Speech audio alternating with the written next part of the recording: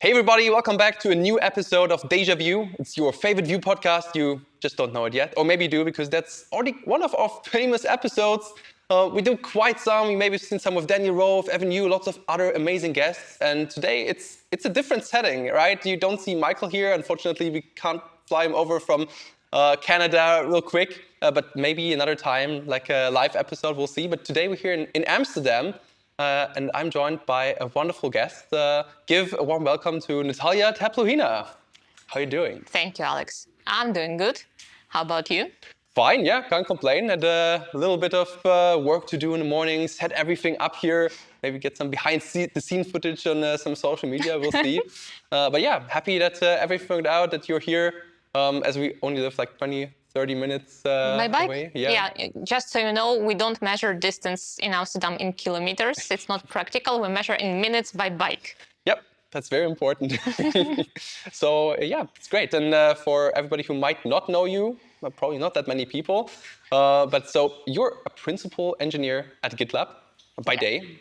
Yes, that's correct. So we'll all talk a little bit about that as well. And as someone who emceed for you at Vue.js Amsterdam sadly forgot to announce last time, you're also a Vue.js core team member. For how long by now? Since 2018. 2018. Wow, it's That's also 6 years. quite some time.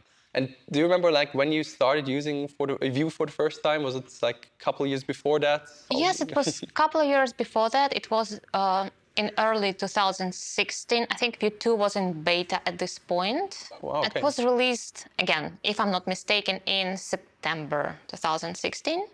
So we started using it first. I started using it for pet projects, then brought it to my workplace at the time, just when it was released, because management was pretty critical about having something in beta.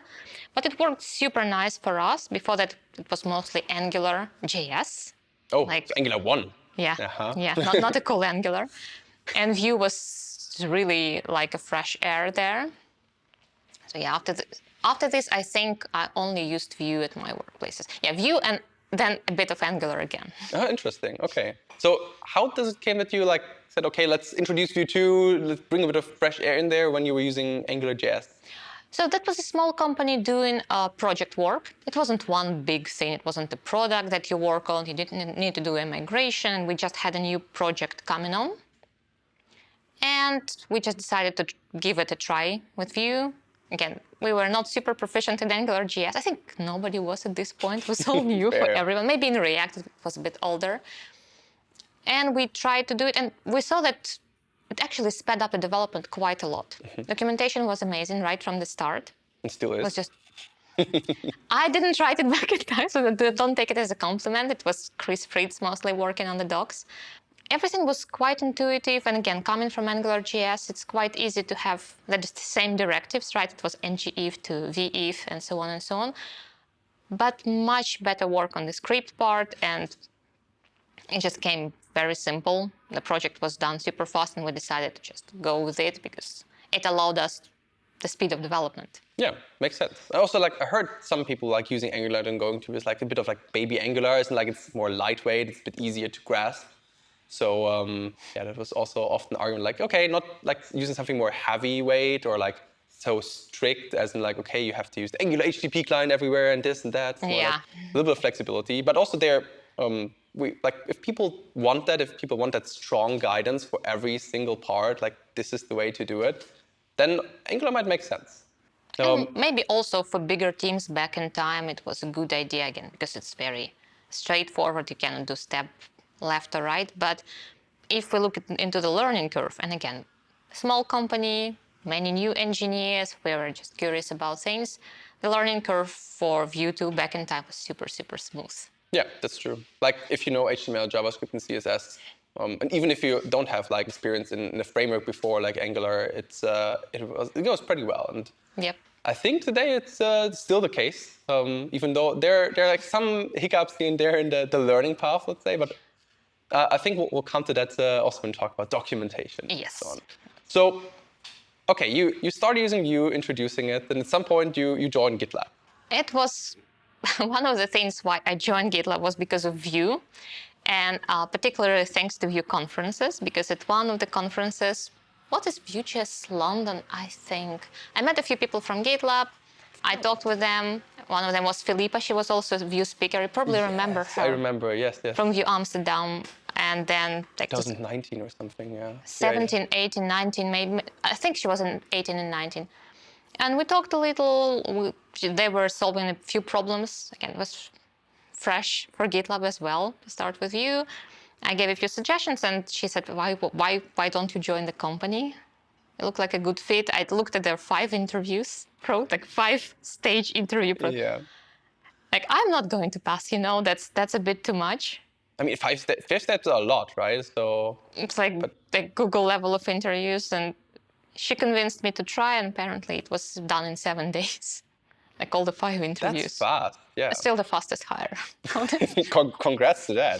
Thank you. So, Vue.js core team member, principal engineer, and fastest hire at GitLab. Yeah, pretty amazing. And yeah, you're still at GitLab. You didn't change companies for quite a while. No. Part of the reasons, again, we are using Vue and we are open source. I think big parts, yeah. That's one of the biggest companies using Vue as an open source. We know that many other big players do use it, but we don't see the code, yes. right? Probably for the better. Everyone can see how bad our code is in Vue or not, and overall the company culture is pretty cool, so not planning to change this anytime soon. Perfect, yeah. I also heard like lots of good things from newly joined GitLab hires as well. We had Vanessa on also. And now, we're stealing people from Vue community. Like we have Marina, and if you watched Vue Mastery courses, you probably know who she is.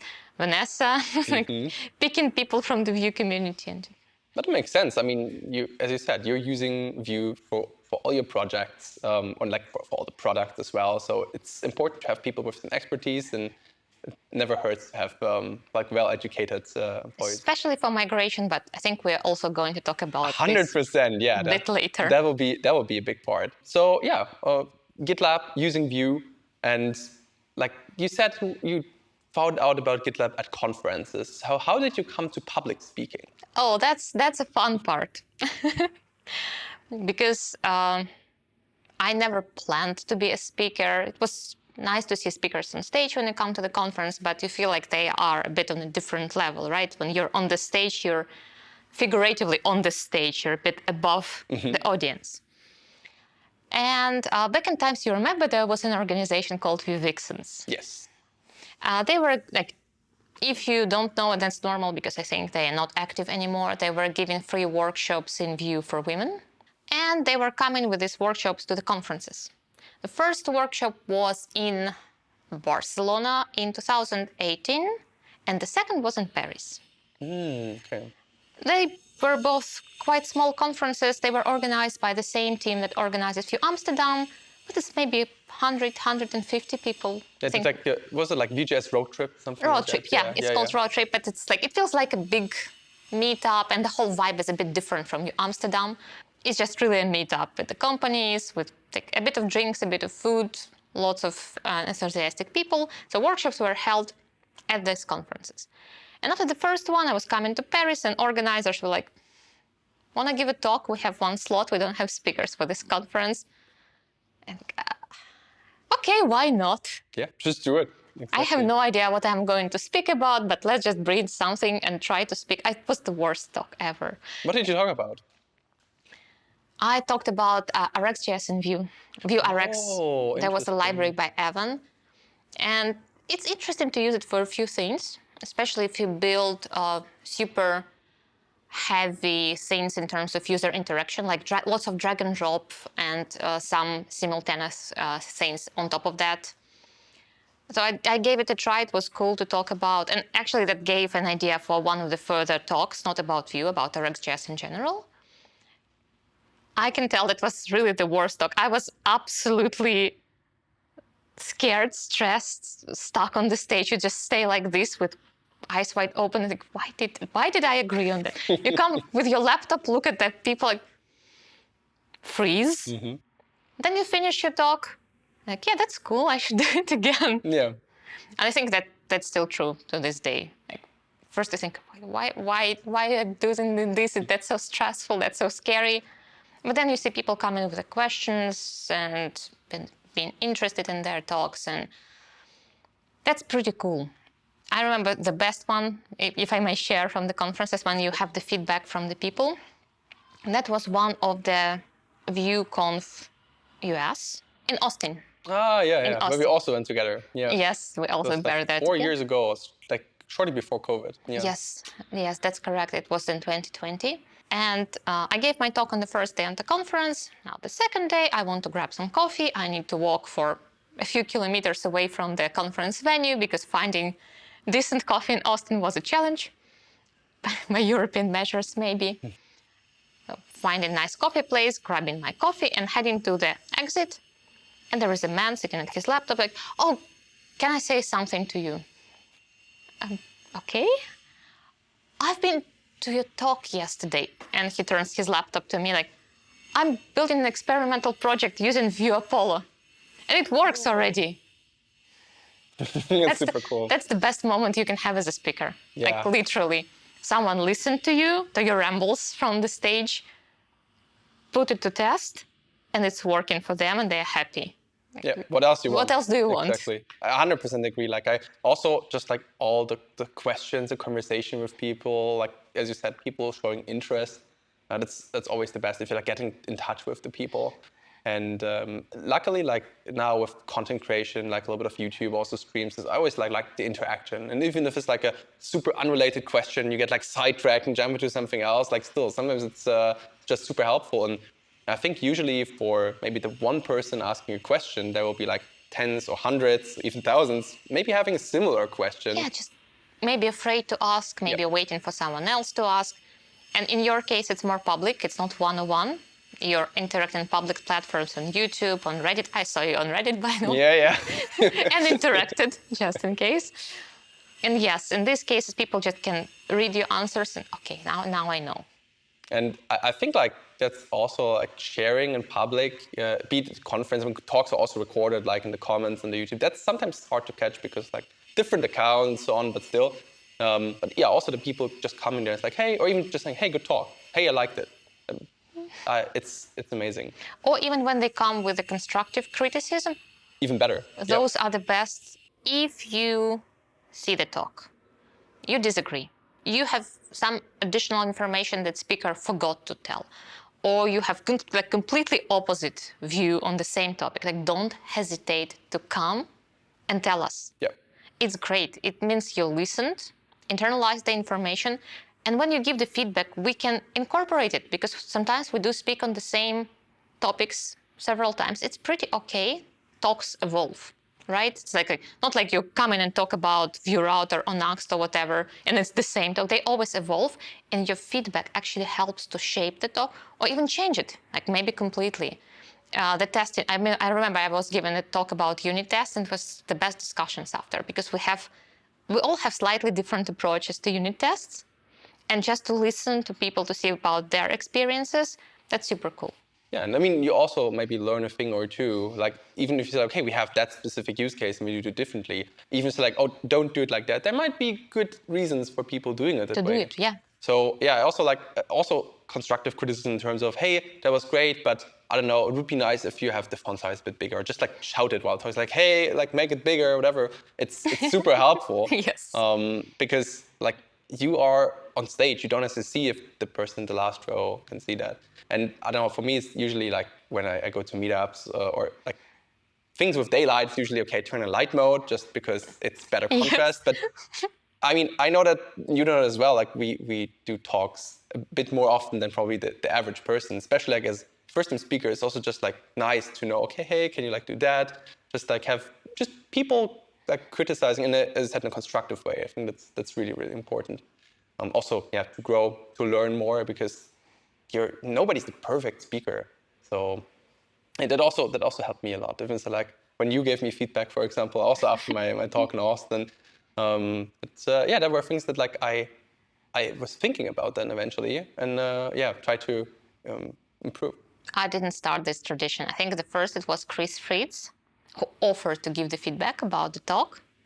And it's really nice to offer, like, if you don't want to hear anything, it's okay. But if you want to. But if you want to, I can listen to your talk from constructive criticism point of view, and then provide it to you as points, and that was super, super helpful.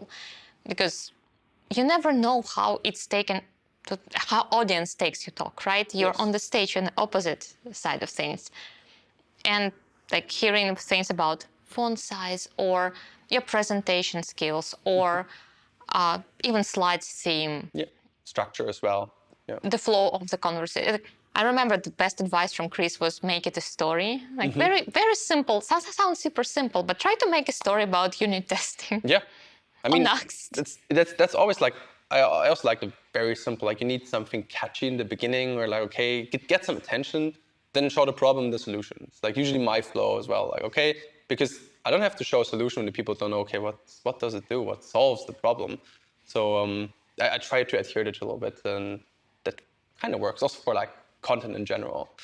So yeah, that's very valuable feedback. For docs too, by the way. For docs too, that's Yep. good. And so we met in Vue.js Amsterdam in 2019, I think. Yes. So I think you were also at Vue.js London in 2018. So we probably also briefly met there. Though my memories are a bit vague back then. It's quite some time ago, but still like, and that was 6 or like 5 years ago if you take Vue.js Amsterdam. And back then, you already mentioned it before we were talking, we both didn't live in Amsterdam. In Amsterdam, no. Now that's the case, but what made you move here? Well, I really liked the city even on the first visit. I just walked around and, sometimes it just clicks with you. It's like looking for apartments, sometimes looking for the city. It just like, it feels so nice being here. And yes, visiting and living is different story. Don't mix tourism with immigration, we say. But it felt super, super good. And back in time also GitLab offered the relocation package specifically only to the Netherlands in the whole Europe. That's 2 factors that I already have. Why not give it a try? Yeah. And apparently it was a good move because I moved from Ukraine way before the war, but still.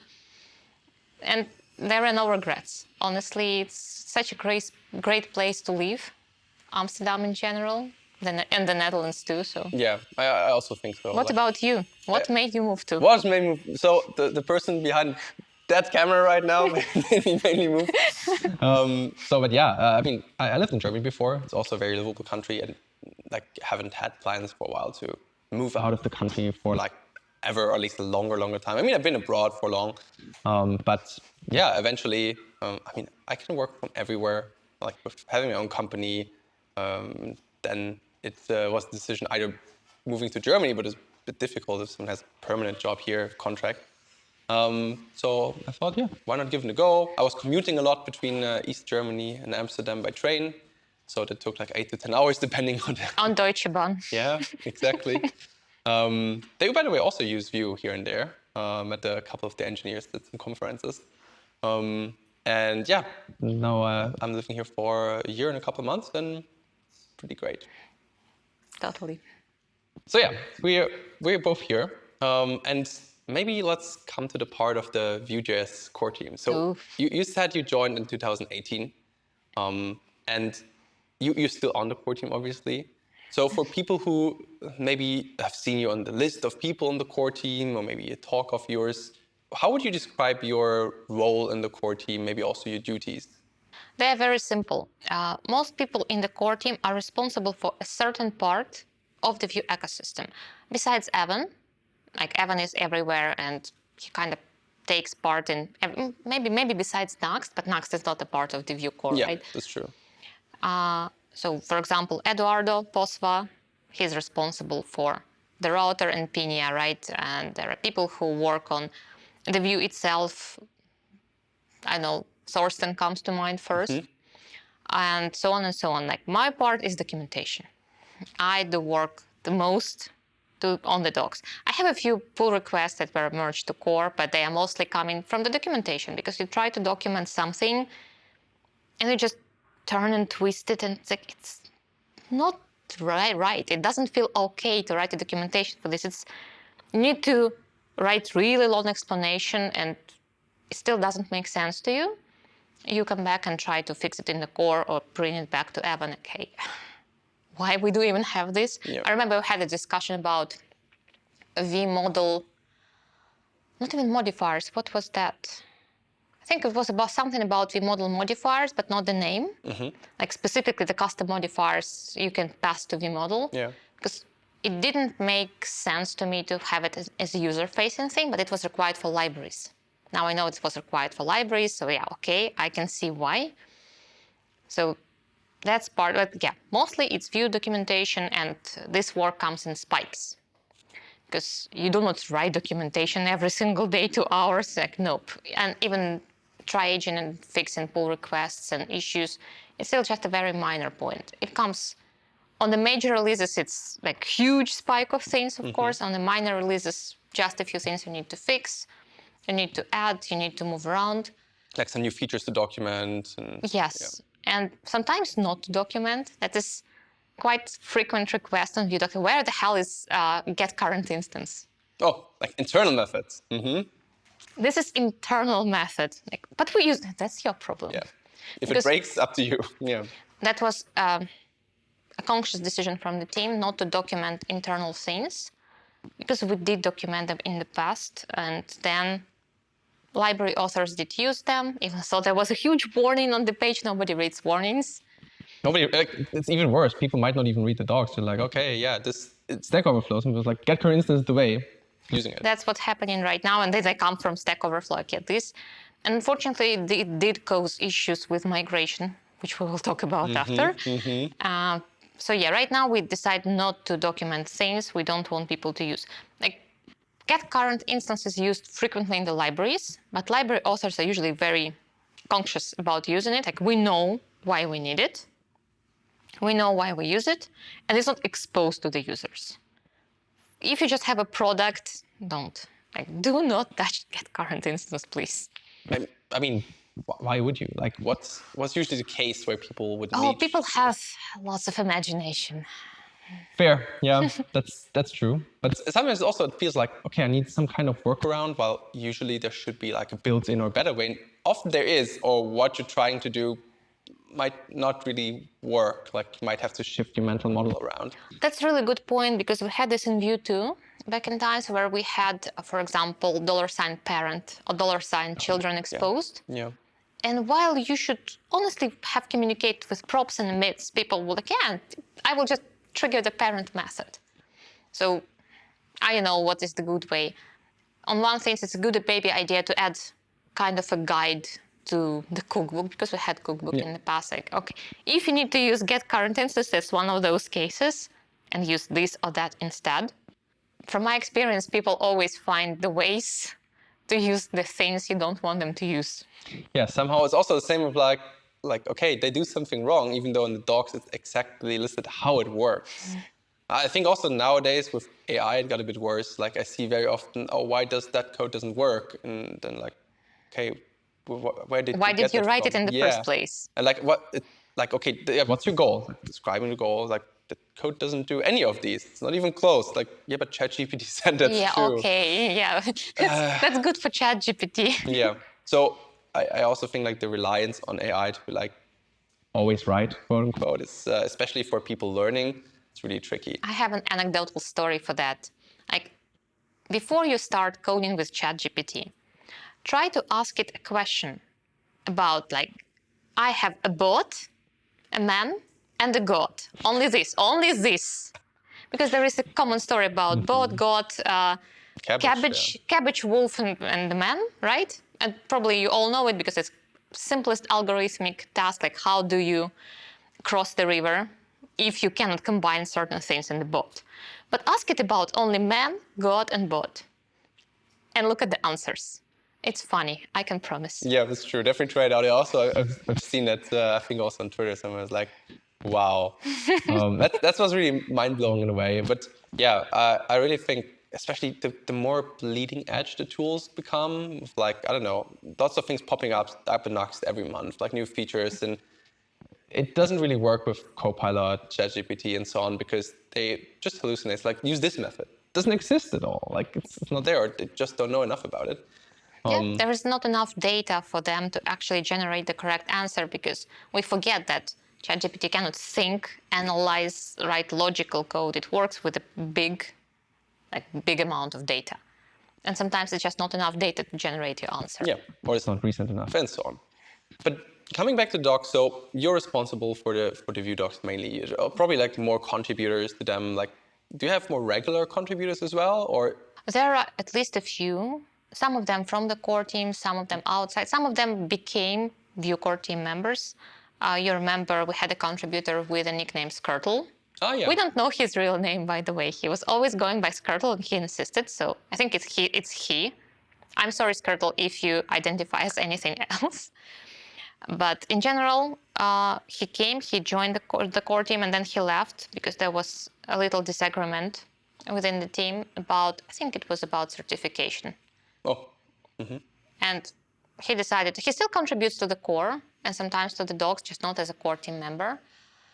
And yes, there are multiple irregular contributors that just come and want to fix something, and huge thanks to everyone who actually contributed to the docs. 100%, even if it's Quote unquote, just a typo fix. It's And still there like, is it's no valuable just, contribution. even if Yeah. you put something as capitalization that is more consistent now, or fix one minor example somewhere in the guide, that's already amazing. Yeah, it's valuable contribution. I mean, that's the quality of the docs. And that's also like, I feel doc contributions is like, in a way, it's not really a grateful like job or like duty, because if it's great, amazing, people are like, yeah, cool. That's like they expect it in a way.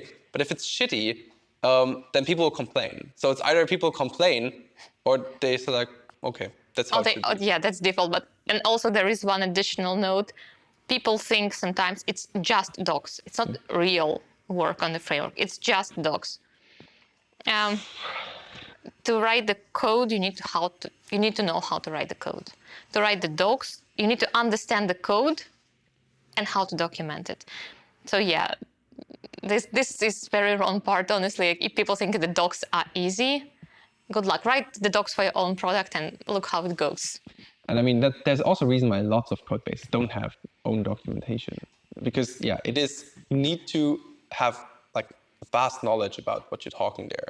And that's, as I said, it's not enough like, okay, read the code, I understand it. It's also like, okay, edge cases covered. Why is it even there? Why was it introduced? Some goals, some what you should not do. Like, how do you use it? When do you use it? I remember I was super proud when in the new docs, in Vue 3 docs, we put a few diagrams about scoped slots. Because in the old docs, we found it's pretty complicated topic for the newcomers. Like slots in general are easy. Scoped slots, slots with passing slot props. For you, it's easy. Yeah, I can see like what's wrong about it. Yeah, but I also learned it at some point, and I remember it was a topic that it had a hard time learning in the beginning because it doesn't come natural, back then at least. It's kind of like inversion in the normal flow of passing props. It feels like it's inverted, you know? It's like it passes props in a different direction. It's getting up.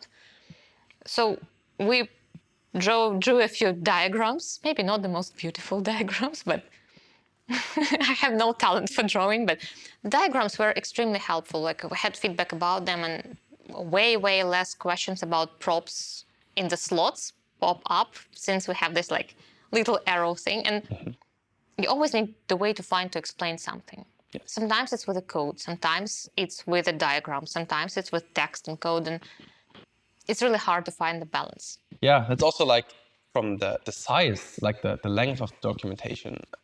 It's also tricky. If, like you don't want to keep it too short because then you lack information, but too long, nobody will read it. And Yep. it's, for example, also one reason why lots of content I do in the Nuxt ecosystem, they could also probably go to the docs, but then the docs would be super long. Instead, I rather link to the video of like, if you want more context than this, feel free to have a look. But if that's enough for you, that's fine. So like finding a good cutting point is, it's tricky too. It's very tricky, and you want also to read documentation sometime as a book, so you are super careful about not to put some knowledge in the earlier chapters, because people will be like, the more you add, the more cross links you add in the docs, the harder it is to read. Yeah. You want people to come to some chapter knowing exactly what was the previous one. Sometimes they just need the API reference, right? That's also completely fine. Like I forgot what is the signature for this particular method. I just want to jump to API reference. But in the main guide, like writing it as a story from the simplest to the most complicated, it's quite a challenge. And I remember also talking about this with Dan Abramov about new React docs. And it's not only the challenge for Vue. For React, I think it's even more challenging for advanced concepts, for their hooks. Like use state is maybe simple, but when you go from this, it gets harder. So it's quite a common problem in terms of writing documentation for the tool, for the development tool. Yeah, I think like every framework struggles with this. And I think for Nuxt, they can also, know that from that space, of course, a lot. It's even worse talking about, okay, you have a framework on top of a framework, then you have Nitro, and there's other packages, and it's really difficult to figure out, okay, first, what method you use might be from an underlying package that's either like exposed again or auto-imported, and where do I have to search? In worst case, I have to search for 4 documentation pages to find something, and maybe also 4 repositories and issues and so on. So that's one of the downsides of like nicely coupling everything to an own package, that you have to understand the whole waterfall to like fully grasp something sometimes, Yeah, or like make it the level of the knowledge you assume. Like for Vue documentation, we assume that people are familiar with at least HTML and JavaScript. For Nuxt, you need to assume they are familiar with Vue, and then to what extent. Yes, and also like depending on what feature you use. What feature and, using, yeah. So we also we have common requests like, hey, can we search through the Nuxt and Nitro docs together because some feature on the server are strictly Nitro. So, and on the other hand, I was also talking with a few people, for example, also with Rachel neighbors, and it's like combining might not make the most sense because then it's also confusing jumping to another doc site. And so there's a lot of work in docs. And probably there was also a lot of work when Vue 3 was on the horizon. You said major releases are a big thing. So how was that like writing docs for Vue 3 and keeping the balance and basically having a good journey for new users, for Vue 2 users, for everyone? Complicated. There were so many decisions that were made and then overridden. Like we were writing first with options API in mind and adding composition as more advanced. But when the framework progressed, the documentation was changed into having 2 styles simultaneously. You can switch right now. It wasn't like this from the beginning. Some chapters were removed, some chapters were like we were written completely everything, and then once again there was an additional rewrite after that. And Evan also participated in this additional rewrite quite a lot. And then we were fixing things after Evan because there are a few things still in the docs that break our own style guide. Like if you're watching this and you want to contribute, go to the docs and search for foo and bar and replace them with something meaningful, because I'm tired of doing that already. Good point. Yeah, also good contributions, yeah. Because we don't want just variable names. We want to have more real life examples, right? So this was a huge project. We had the whole planning board and everything was like, okay, who is working on what? There were a few people working on the docs. Like, how do we write this? And lots of reviews too, because when you write something important, critical, like part about reactivity, it needs to go through multiple reviews, because back in times also we didn't have a clear understanding about what is preferable between reactive and refs. Now we know.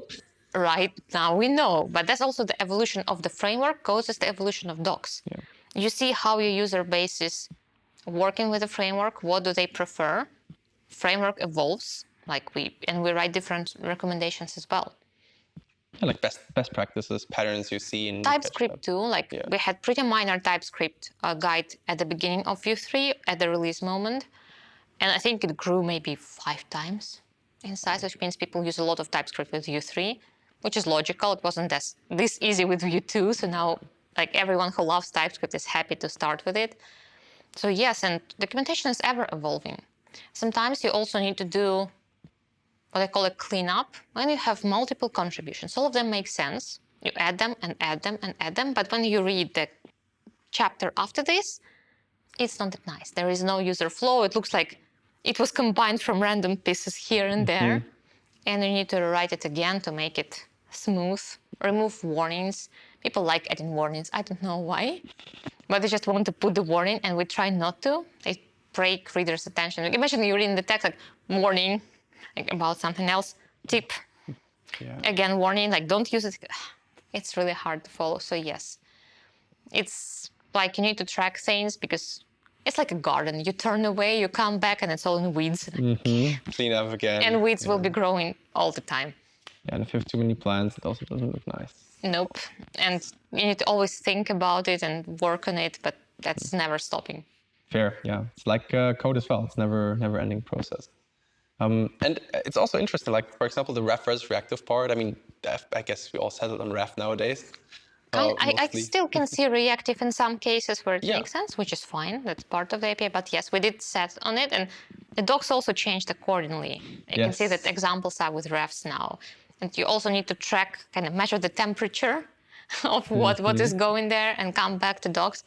And it's quite easy when people make contributions. So again, thanks to everyone who created issues or pull requests, because this is how you can see what is the mood of the most active part of the users. They come like, it doesn't make sense.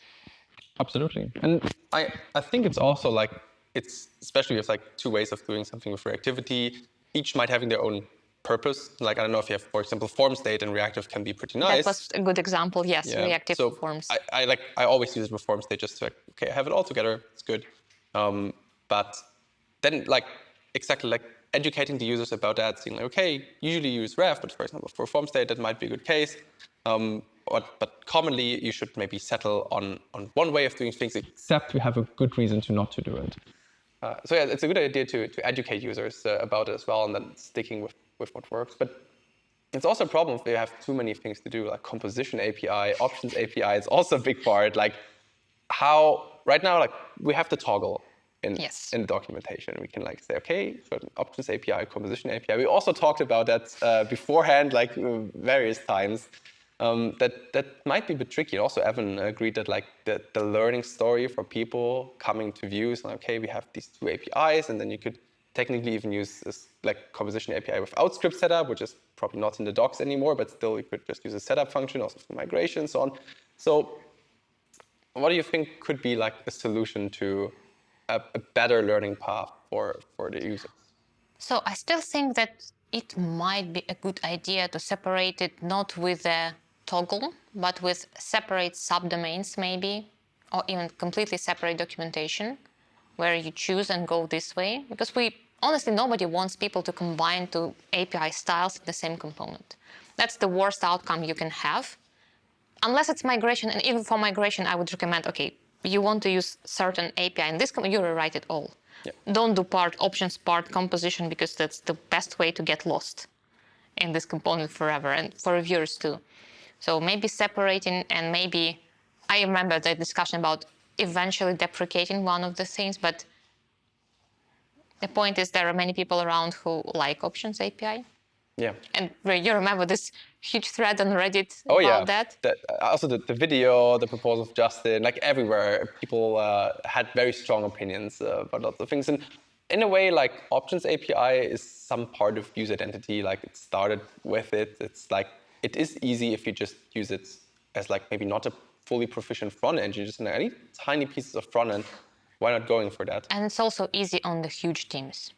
Like when you have a bigger team, few hundreds engineer, it's a good idea to use options because you can look at the component and you have no idea who wrote it, but all the things are at the same places. It might sound as a really stupid argument, but trust me, when you have multiple merge requests to review every single day, you want to find things in the same places, to just quickly understand what's going on in someone else's code. That's the biggest problem. Like composition is amazing, and it also gives you a lot of freedom, which is a benefit if you're developing your own project or you have a few colleagues and you all agreed on like this. For bigger ones, you will need to invent your own convention. Otherwise, it will be really hard.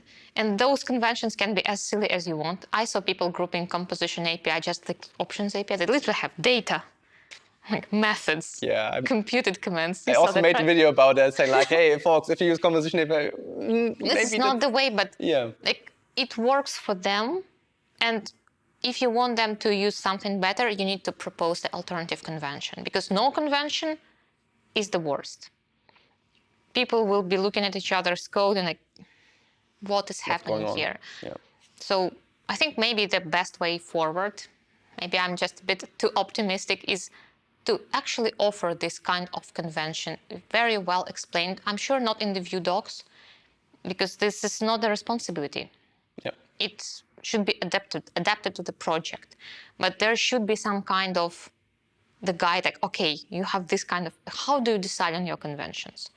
How do you shape your code so that everyone can understand? So composition API is the way to go. Like that, I think we all understand that it's kind of the future. There are libraries that only work with composition API. Vapor mode coming up, also only with composition API. Makes me a bit sad in terms because I will be behind. We still use Vue 2, and we will talk about that. But and yes, that will be additional headache for me as principal engineer to invent the convention and agree this convention with everyone, because we have developer democracy, and this will be problematic. We will fight for 6 months, probably over the convention only. But this is, I think, that it was the main point in Reddit discussions too. Yes. People want predictability from the code. Yeah. Options give them this predictability with some price. And this price being not the flexible code, like very opinionated grouping. Yeah, I mean, like if you have a really big component in Options API, it's super tough to read. You might know where you find like your variables and like your computers, your methods. But that's a problem of architecture too, Yeah. right? You will need to split this component with composition API, or at least move logic to composables. It's easier. Exactly. But again, I think that we will need to answer this question in the documentation outside of it for the people who love Options API for its predictability and rigid structure. Like what can we offer them instead? How can they use the composition API and still keep the convention in place so they feel more comfortable with the code of the bigger team? So yeah, that's the problem to solve. I mean, technically, as you said, you can structure it like the Options API eventually. But you don't want to. You lose the flexibility again. Exactly. But I also think if you like the composition API, like there are certain concepts that people were not aware of. Like what I was also showing in the video about inline composables. Like Evan did it in his first draft of like moving the Vue CLI thing over. But I have seen lots of projects in my day job, and I have seen no one using inline composables that way. Now, consulting is not, you don't see the most glamorous projects usually, of course. Otherwise, you probably wouldn't be asked to help out. But still, it's super interesting that not that many people are like, okay, like in normal JavaScript, you write a function to like encapsulate your code. And it's weird to me because how many times did you write a method? Yeah. A method that is used in this component multiple times, not only for the side effects. Sometimes it's a method that does some calculation, right? Exactly. You pass a parameter, you do some data mapping, you return the value that you want. And it's exactly what composable can be doing too, if you work on more advanced level with reactive state. Yeah. Just put it there and use it. You don't need to create an additional file, put it there and import it to your component and just... I think that the problem is a bit that like with the composition API, everybody praised, okay, you can now like share logic, and sharing is common, like, okay, I put it in a file, I can use it everywhere, it's really cool. But it's a bit like overcorrecting, right? And I did the same, like in the beginning of the composition, I was like, okay, cool, I can like add a composables folder, put my composable in there, and then I use it in one component. Wow. But just leaving it in there, and then like, okay, I call my composables, my reusable functions for that component just like on the top. Maybe I pass in some state I get from other composables in there, or like say, okay, I have my V model bound to something that I pass in there. That totally makes sense, but making that connection, that took a little bit. And I hope that something like this, like more architectural patterns, like how to deal with certain scenarios, maybe there will be somewhere documented to have like a bit of, maybe something like a cookbook or best practices. Because but it also takes the evolution of the framework. That's the point. You cannot try them from the start because it's really just your opinion. Yeah, right? You don't know if people like it, reuse it, if it makes sense in the project. You need a feedback, of course. It comes naturally. Like the more people use Vue 3, the more they come up with the same problem and some solutions. Yes. The more it's natural to then put it in the documentation or guideline or cookbook, because now we know, like people use it, try it this way, try it that way. Now we know what is better, and we can bring it back to the documentation. Yeah. Yeah, I also like this like symbiosis, like, hey, it's always a feedback loop, right? You do something, people use it, people complain about certain things, say, hey, we can improve this, or we use it that way, does it make sense? For example, I also seen people saying they use like ifs, like immediately invoked function expressions, just in the script part. So like, okay, I don't want to reuse it, I just want to use it straight away there to encapsulate things. So there are lots of interesting patterns, let's say. But of course, there are also people misusing composables for other things, or like don't know the difference between what a composable is and what a function is. Or why do we even have to separate them? It doesn't matter.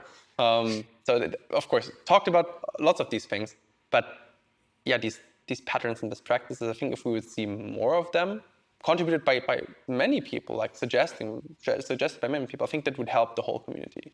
Yes, absolutely. That's why it's extremely valuable, the work that you do with videos, the people who write articles, the people who bring this to the public discussion so it's more visible and we can shape the patterns. People can test the pattern, right? Okay, now I learned about inline composables. They will test it, bring it back, and this is how it falls. Yeah. And I think it's a natural process because at the beginning of Vue 2, I remember there were so many people overusing watchers. Oh, I don't know if you remember, like still people doing. I've seen it very often. Yeah. like put everything in the watcher. And computed just slowly evolved to be a norm. And like watchers shrink to like, yeah, I really need this side effect. Yeah. I really need this side effect from this particular prop changing. Like I'm watching it. But this is what is happening with composables too. People try many different things. Sometimes of them are very wrong. Mm-hmm. And then we have some best practices crystallizing. Yeah, I mean, it's the same with composition API and server-side rendering, which also was for Nuxt team. It wasn't easy because, at least from my point of view, composition API wasn't really written with server-side rendering in mind. It's like sharing a ref between the server and client is not that straightforward when you just like have plain view with SSR. I mean, that's why we have like use state in Nuxt. So also that's like, okay, people have to come up with ways dealing with that. Everything in terms of server-side rendering, okay, it's fine. Just like meta frameworks should deal with it. I understand the reason behind that because there's enough to deal in the Vue core itself. But yeah, same applies there. And you need to find the way again, find the best practices and trying to figure out. But yeah, this is the evolution we're dealing with. Absolutely. And as you said, everybody creating content, or maybe someone is like, hey, I've had a really cool method. Please write it down, share it with the community. Be ready for some constructive criticism, but like that's the best way to do. Even if someone is like, okay, not my jam, but I see the point there, doesn't hurt. So like sharing knowledge, even like you don't have to be the best in Vue.js or like absolutely please not. Don't just like, hey, okay, we do this in our company. This was useful. So in our use case, yeah, want to try it out? Here, this is how we do it. Why not? I think creating issues, asking questions, bringing things up, like sharing your little tips. That's all important, and I can understand it can feel a bit scary to just bring something to the public. But like, if you even try to do this, you're already helping the whole community. And Vue is not the biggest framework. It's one of the big three, yes. And we have very active and nice community, as you know. Absolutely. But the more content you produce, and because it's also content, creating an issue is a content. Yeah. Creating pull request to docs is a content. Like the more content you create this way, the better it is for everyone. Yeah, people searching, finding issues. Like, I mean, I've searched so many times and landed an issue on my own because I'm like, oh yeah, I wrote that. Or I answered there, I was like, damn, that was not a very satisfying answer, but I'm still using some of my articles to set up the Apollo client. Yeah, I mean, that's like, sometimes it's just self-documentation. And then if you write it anyway, why not sharing it? Like, it doesn't hurt. What also doesn't hurt, of course, we talked about public speaking before, is coming to the Vue.js DE Conference in Bonn in Germany. So we from DejaVue got a little 10% discount here. Link in the show notes. So if you want to join. Natalia, you were in Berlin, the same conference, just one day. This year's 2 days. 2 years ago, and had a blast. I remember we talked a lot there also. It's really nice event. Totally recommend it. Yeah, so hope to see you there. I'll be there. Vanessa will be there. Daniel, there will be Evan. You not like in place, but with a remote live Q&A. So if you have a question, want to ask Evan, then don't write me DM, but come around and ask it there straight away. But yeah, now let's talk about what we already started a little bit. You said like, okay, composition API, options API in the same component. And I've seen it countless times, people using composables and like the options API part, and like, uh-oh. It's going to bite them back. Yes. Vue 2 to Vue 3 migration. Whew. Yeah, that's how lots of people felt. And we don't even talk about like Nuxt on top. So that's also a whole, like, that's once again another level. Yeah, how did and do you experience the I'm whole sweating already. part? So yes, first of all, disclaimer, we're still on Vue 2 In GitLab. at GitLab. Trying to move to Vue Compat mode 3. We started with Compat. So like the Vue 3 build with Vue 2 functionalities. Yes, currently like what we have in place is Vue 2 with Vue Compat in mode 2, because otherwise we just break it completely. And we slowly trying to get to Vue Compat mode 3. Not even to Vue 3, not possible at the moment because it happened that we use Bootstrap Vue. And unfortunately for us, we use it in our component library. And even more unfortunate, and here people are going to blame GitLab a lot. What happened with the GitLab's component library is that we wanted first to build it as a beta, like just to try things. And as a beta, we wrapped Bootstrap Vue components with our own components, passing everything with the bind address. And then the idea was that when we have it in place, we exclude Bootstrap Vue from the main codebase as dependency. We use only our own component library, and then we can rewrite components. This step never happened. Yeah, what a surprise. Like, oh yeah, the MVP, we'll clean it up later. Yeah. Later. Never. Yeah. Now, those components use Bootstrap Vue under the hood. And before we even move the main code base to mode 3, we need to move the component library to mode 3. Makes sense, right? We cannot just use the dependency that doesn't work with mode 3. And here comes the problem. Bootstrap Vue never migrated to Vue 3. There was a valiant effort from one of our team members, also super active in the Vue community, Ilya. He took over the Bootstrap Vue and tried to at least make it work with Compat, which is already a huge step. Unfortunately, making it work with Vue 3 is not possible. It will be literally the rewrite, and the rewrite is already happening in the other library. It's called Bootstrap Vue Next. Now you can use this one for the Vue 3. So we were stuck, and now we are trying to solve this problem. And on top of this, we have a bunch of tests passing. We were using Vue from the very start, from 2016. We were using Vue, and Vuex didn't exist, so we wrote our own state management back in times. Still in the code? In a few places, unfortunately, yes. Now we have 4 state managers. So Vuex, Pina, Vuex, Pina, Apollo, and the old one, yeah. Wow. I've seen a lot, but I haven't seen go, okay. But yeah, That's how big bad. project. And it's big, yeah. And it's also, we don't use it as an SPA. That's also one of the things. We do mount Vue applications on different pages. On some pages, multiple Vue applications. Don't do this, kids. On some pages, it's up to 20 Vue applications.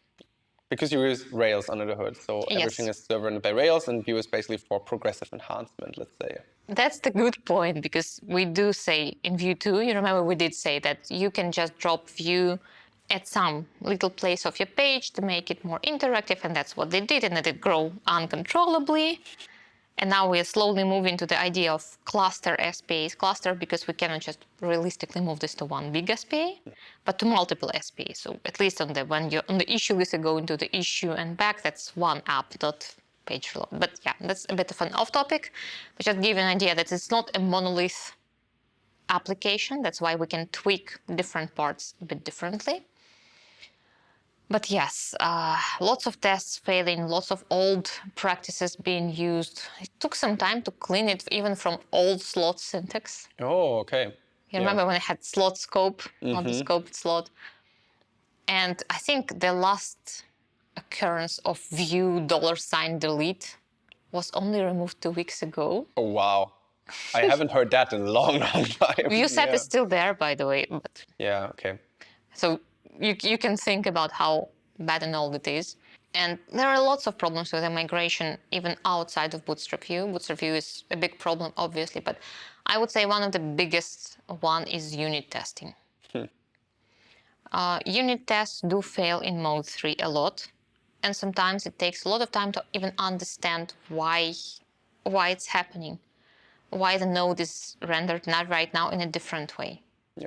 Like with binary attributes like disabled. a few of them, right? They're disabled and checked and whatnot. It's very different between Vue 2 and Vue 3. Sometimes it goes about the testing practices. Like I had the talk why you should use shallow mount, and had lots of discussion with people who love mount. But now try to imagine that you have a component tree with a depth of 12 at the maximum from root to the child component, and you mount the root one in the test. And it fails. I have no idea why. Yeah, fun. It will be fun finding the problem. Like just even trying to figure out what exactly from the tree causes the problem is already not a good thing. And we migrated to Vue 2.7, and just to give you an idea, we prohibited people to use composition API in Vue 2.7 because we don't want to deal with more problems during migration.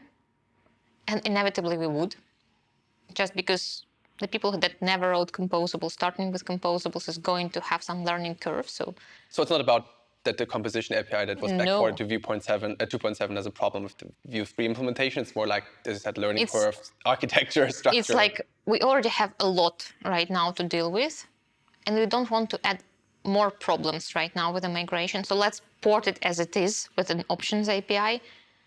Sometimes really bad options API, I have to say.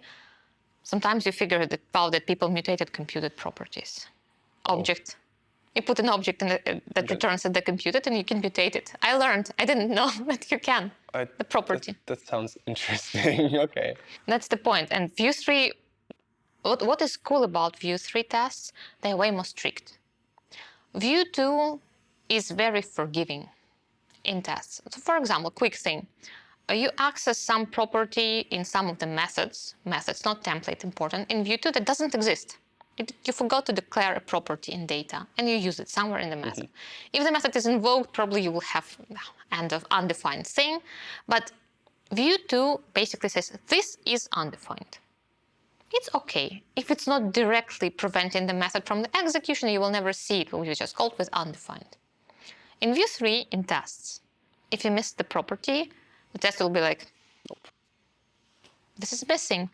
I found the component that is missing 6 properties. I have no idea how this passed the review. But it's perfect. Like you catch some bugs just by... But when you have 3,000 tests failing. It's not fun anymore. That's not fun. Like you understand how much you need to fix. And some of them are very unclear because of the mount, right? And honestly, our pipeline that tries to run the tests in mode 3 is constantly out of memory. My laptop is out of memory when I try to run all the tests as well.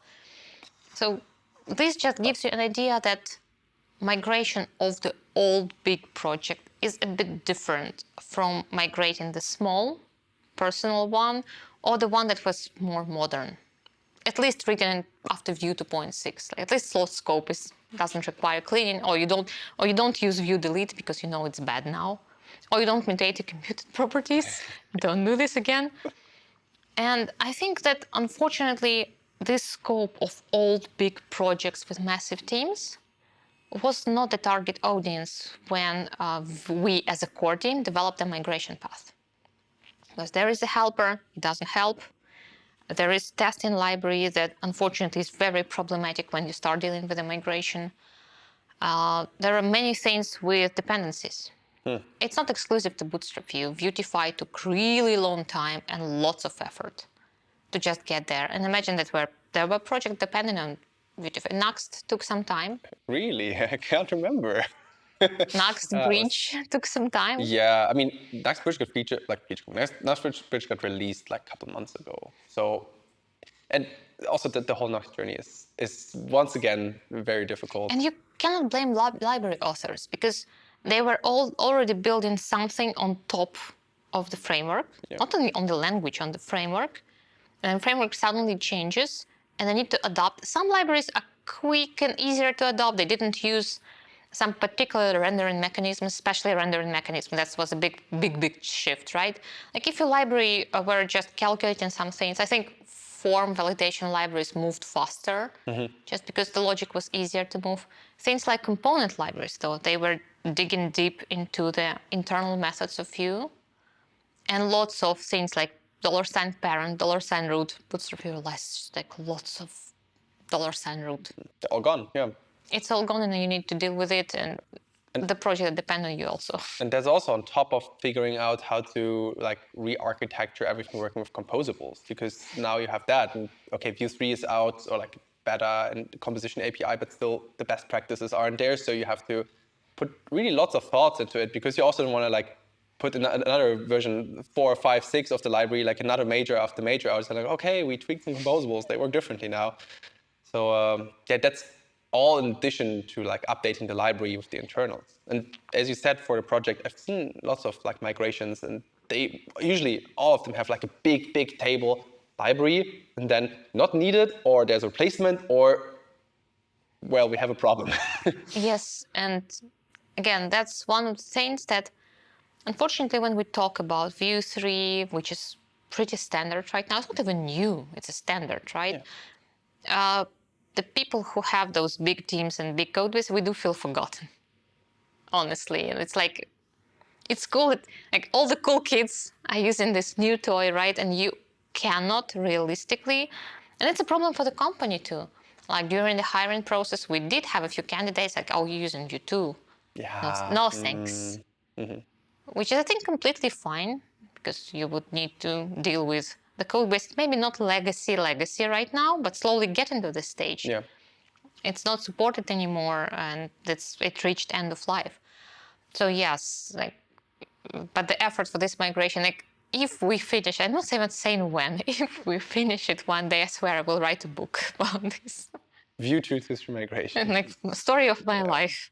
Though I think like lots of things that you also mentioned here, and like that you tackled during migration, I think they would also be very helpful in like blog posts, or like even in that podcast, obviously. So other people on the same boat that might like, okay, we have to migrate over, we don't want to rewrite everything, big bang doesn't work, we can't just do that. They might also like get some tiny points where like, okay, we can try this, we can do this. Yeah, especially, we already identified some cases like, okay, if you see this cryptic error, probably this is what's happening, and this is how you need to restructure. There are already the guidelines, and I think they're not even internal guidelines. We document everything is public. Yeah. So people can just, like, right now it's not super public, you just need to look into epics and see what we decided to go with. Maybe you can like put an example link in the show notes so people know what to look for. But a few things were super helpful. You identify some cases and you bring them back, and like in tests, for example, don't use native methods with Bootstrap Vue components, like never. Don't do click, do emit click, because this is going to break the test, or this is going to break the test. And also this is snapshots. Yeah. At this point, I'm like, never test with snapshots, which is pretty strong statement. Yeah. I understand many people will disagree, like, I like snapshots. But Lord, the snapshots testing is, every snapshot is different between Vue 2 and Vue 3. You have to update them all, but also check that they're. But you need to check that it's updated for a reason. Like, okay, there is no breaking, or there is no white Behavior space is the same. here. Yeah. It's okay. But if it has different, apparently half of the componentry is gone sometimes. Yeah, that's it will be tricky. And I also like the typical, like, okay, just click on update the snapshot. It's fine. It's fine. Like, that's like you also want to deal with, as I said, 2,000 fast failings, and like all the snapshots, taking a look each of them. It's tedious work, but it's necessary. But I see the point where it's like, okay, snapshot testing, at least not the whole tree.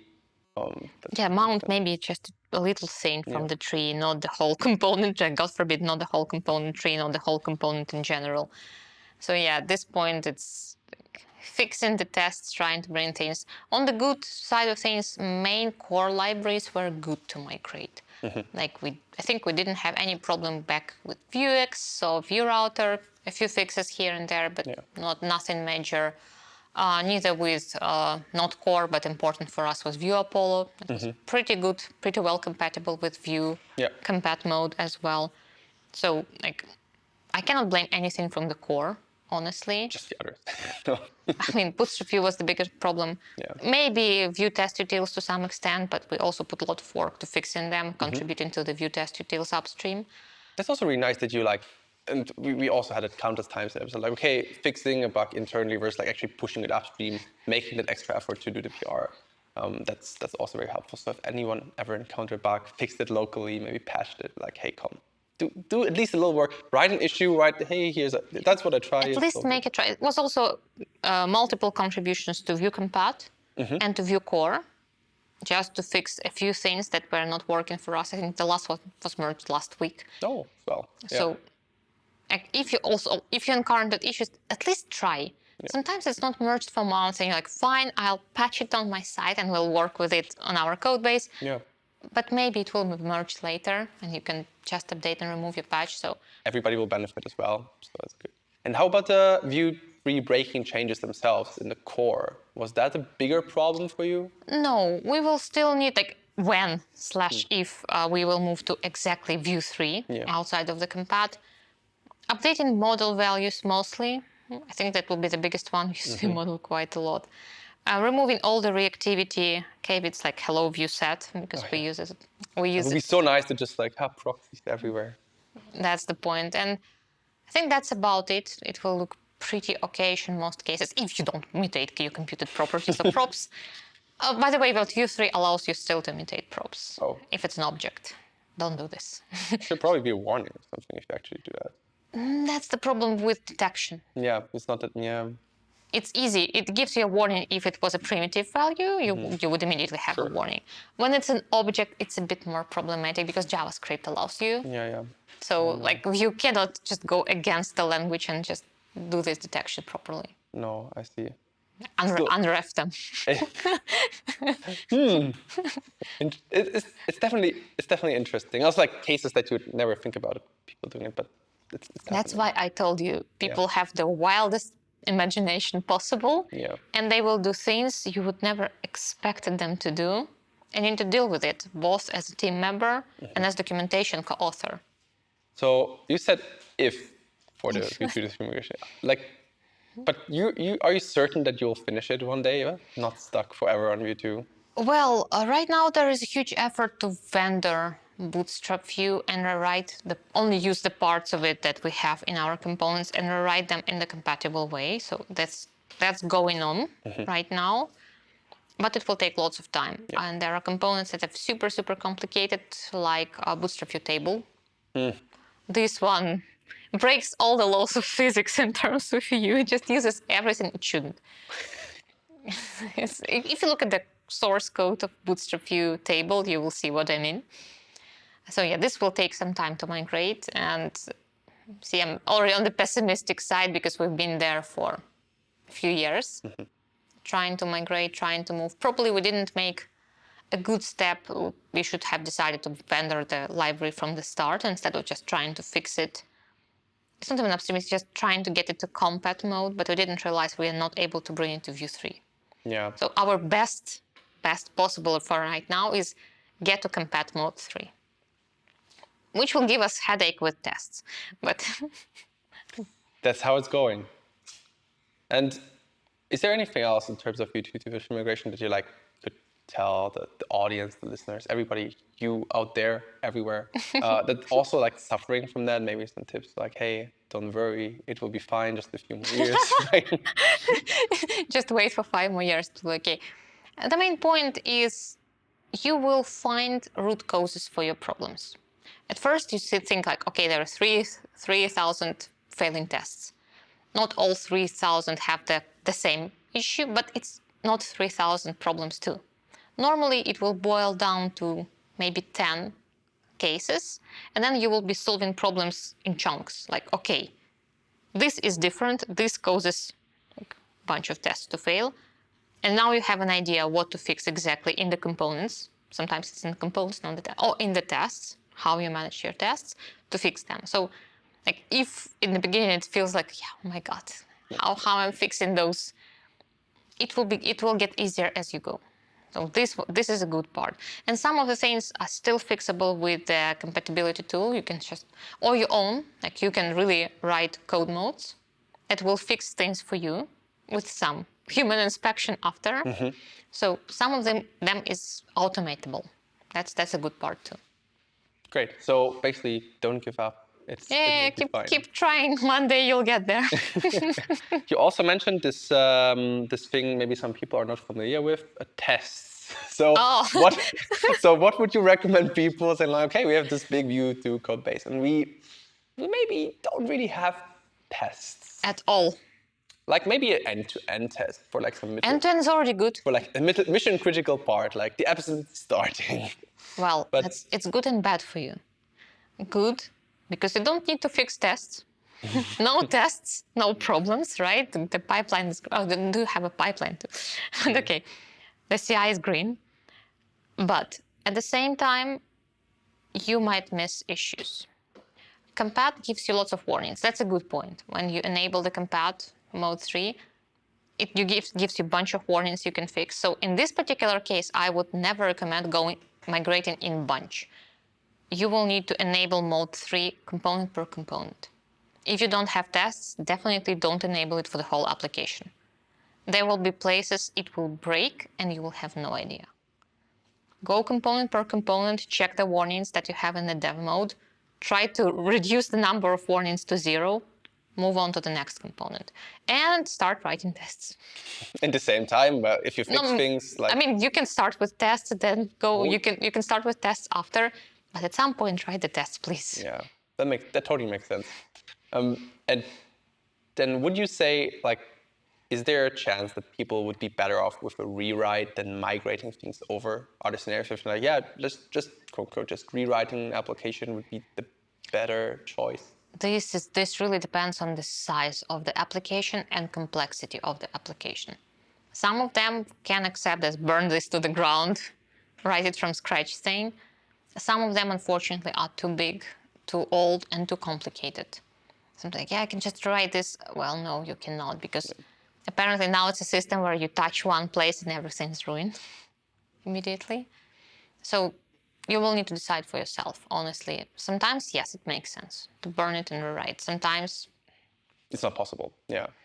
And there's also a third way we didn't really touch on. Well, you kind of did a little bit. What if we don't migrate at all? What if people just like, okay, we stay on Vue 2 till the end of days? It's also a valid point, honestly, even though the Vue 2 is end of life. But I don't remember super major bugs fixed even from Vue 2.6 to Vue 2.7. It's pretty mature product, right? There wasn't anything super critical. The problem is, though, with the libraries. I doubt that there is any product that is not evolving at all. If it's not, like, what are you even doing? I mean, you're lucky, you just need to maintain it. If you just need to maintain it and you're not adding any new features at all, don't touch it. Let it be, it works, yeah. Right? It works, don't touch it. Like Petit Vue, like, okay, it's feature complete, it's done. Like, it's fine. But when you add new features, you have new requirements, you get into like, yeah, let's add drag and drop to this table, and you go to your drag and drop library, and apparently there is one old, forgotten, super buggy library for Vue 2, and all the new ones are for Vue 3. They're not compatible with you. And again, product evolves, you discover new things, you discover, I don't know, Vue query, Tanstack query now. I'm not even sure it's compatible with Vue 2, honestly. Right now, I don't think so. I don't think so. It's composables. Well. Yeah. It's built on composables. Yeah. Like Vue Apollo still supports both, but you want now to be cool and use Tanstack query, and you cannot. So enjoy Axios. Not even Fetch API. But yeah, in the end, as you said, it's lots of big decisions, and it's also not only on the devs. It's like, okay, it's the whole business in the end needs to decide on that. But if you can't move forward, if that's like blocking your head, like using the newest libraries, not just because they're trendy, just because they actually make you more productive. You will have to, at some point, that's the point of your productivity, yes. Yeah. You will need to use dependencies. Maybe you want more performance for some parts of the application. We do have this case where the rendering performance is critical. That's diffs. When you render 10,000 components, the difference is there. Yeah, and with Waypoint it will even go better. And for that, you need composition API. And you mentioned, like with migration, stick to the options API first, and then when everything works, move yes, over? For us, the idea was we move one day, and then we can afford writing composition API. We don't want this in the same component because there was an idea that just bring Apollo composables to the options API component, No, thank you. It will help us abstract things, but it also super complicates things on the component. So after this, the idea is we develop the convention. That's what we're talking about, right? We develop some kind of the convention for people to have the internal guidance on how do we use composition. Not how we use composition API. We have Vue docs for that. Yeah. But how do we use composition API? Like at GitLab, basically. At GitLab, yeah, that's how we want to write it. And again, from my experience with big team, literally any opinionated convention is still better than no convention at all. 100%. On the scale, it's just easier for everyone. I mean, you then at least know what you expect in certain scenarios, right? And for example, like what Vue is doing, they also have like some best practices for their composables and just like adapting them. So like, hey, look, in our code base, this is the guideline. All composables, they should handle refs if you put them in also normal values. Like there are some things like for writing good composables, and we mentioned also when we talked about Vue use in a previous podcast episode, like they're super helpful and companies can adopt them already. Like there's a really good page on that. So probably you will also at GitLab adapt some of them. And at least developer democracy says, no, it's not a good idea, but in most cases it might be. And we do have one project in Vue 3, I need to say this, GitLab dedicated, where we already put some things to test, right? Like in terms of convention. So this is a little playground where other people, even from the main product who don't work on dedicated, we are reviewing the code. And like, okay, this part we want to bring. Okay, now we see there are a few problems already here. So we probably will go this way, we'll go that way. Like there are questions that come up naturally, like do you create reactive values in tests? Like do you ever feel this was literally my question today in the morning, because in Vue 2 tests you don't have the way to create, you do have the way, you have your observable, but I didn't say this. But I never felt the need to create an observable in tests as a mock value. Yeah. But apparently now you have the test where you use router and you don't mock it away, or you use some terms of the composables and you want to mock the value composable returns. This also happens. Do you even mock the composable returns or not? That's also the question. True. If you do, like for me, seeing computed or ref being imported in test file, for example, was new, and this spawns the discussions. Yeah, right? absolutely. I mean, once again, that can also influence the greater discussion community. So like whenever you settled on some things, you write why you settled on these, because there will be a reason. And then you write a conference talk and you come to the conference and you bring this to the wider audience. And so people will have you back at the stage, is that what you're saying? Well, if there is more material, that's also the point where right now I'm not even sure that it's a good idea to speak about something that is Vue 3 centered. If you don't work on it every day, write documentation, you know the source code, but knowing the source code and knowing how the source code of this library is actually used in the product it's very different. And like without this experience, I use this every day. I stepped on this Lego a million times. Now I can tell you how not to step on it. That's the point where you want this experience. That makes sense. So it might take a little bit longer until tiny Yes, for sure. Or finding the topics that are common for everyone. Like testing is not very different. If you think about the concepts of unit testing, that's true. You can adapt it even to a different framework. But like for Vue 3 specific development, yeah, it will take time. Makes sense. Is there anything else that we should talk about in terms of Vue 2 and Vue 3 migration? Anything that we haven't covered yet? Besides crying, no. Oh, we don't do that here. We're a happy podcast. Lots of laughters. Maybe tears of joy when it's done. But yeah, no, fair.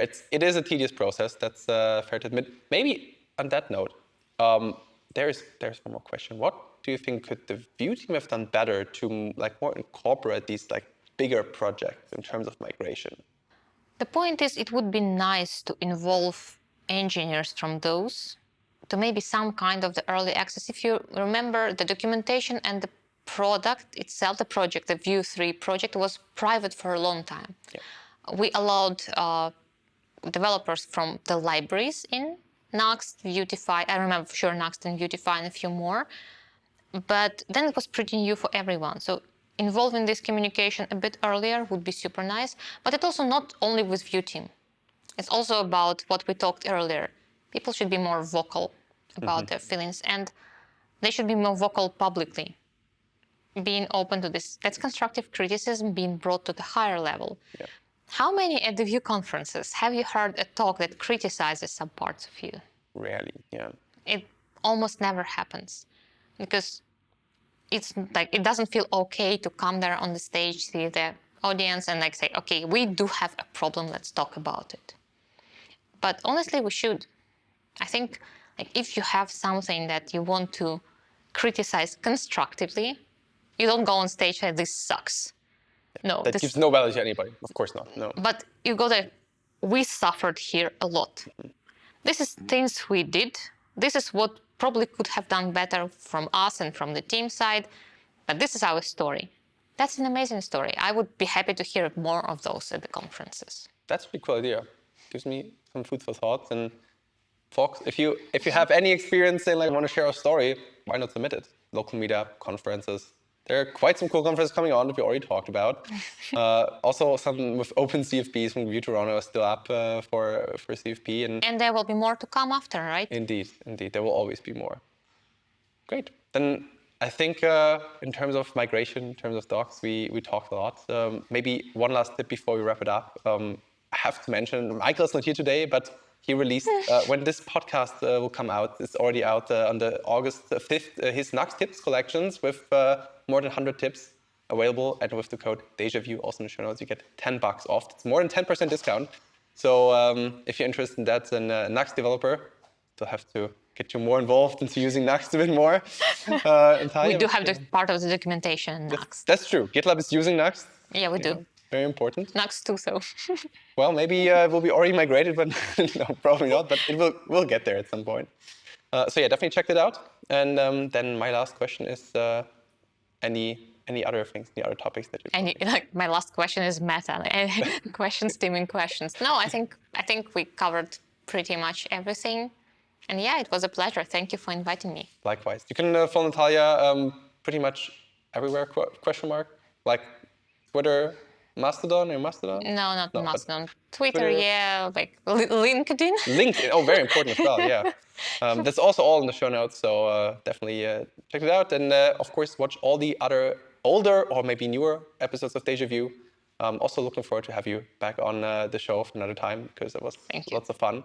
So folks, stay tuned. Let us know what you think. Write everywhere in the comments, on social media. Write all the migration questions to Natalia. She will answer all of them. We promise. No, but we'll read for all of them anyway. And yeah, see you soon, folks.